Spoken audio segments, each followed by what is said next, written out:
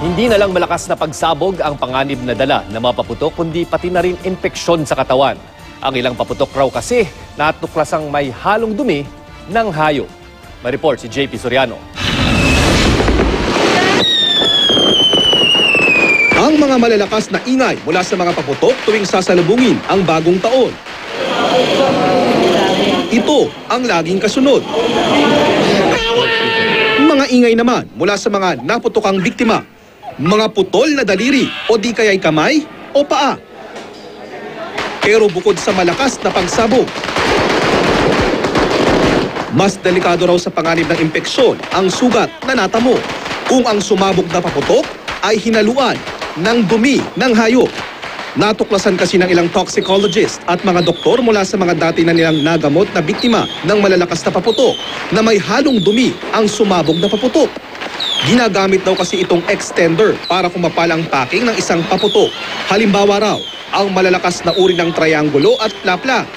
Bukod sa delikado na ang mga pampasabog kapag may halo itong dumi, posibleng magkaroon ng bakterya ang mapuputukan nito gaya ng E. coli. Hayop, no? Minsan tao. Ganyan.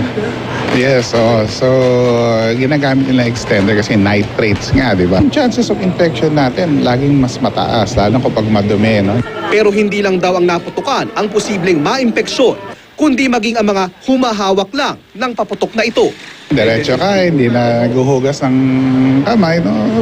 Pwedeng ma-ingest mo pa rin siya. So baka malason, baka ma-infect ka pa rin. Ayon naman sa Firearms and Explosives Office ng PNP, hindi malayong may hinahalo ring ipinagbabawal na kemikal at sangkap, lalo na sa mga iligal na paputok. Bawal daw kasing paghaluin ang phosphorus, sulfur at chlorate. Hindi rin daw pwedeng lumagpas sa 0.2 grams ang dami ng pulburang pampasabog na inilalagay sa paputok. Kabilang sa listahan ng PNP na mga ipinagbabawal na paputok ang Yolanda, Goodbye Philippines, Bin Laden, at ang isang ito na kung tawagin ay Crying Bading na sinlaki ng pentelpe ng itsura pero grabe daw sa lakas ng pagsabog.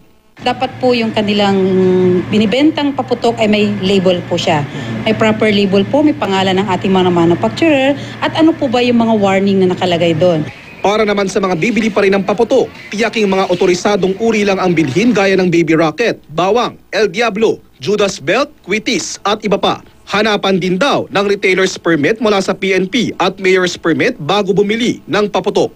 Paalala ng DOH sa publiko, huwag na sanang bumili at gumamit ng paputok ngayong taon. Pero kung hindi raw talaga maiwasan, sabi ng PNP, mga legal at otorisadong paputok lang ang bilhin. JP Soriano, GMA News.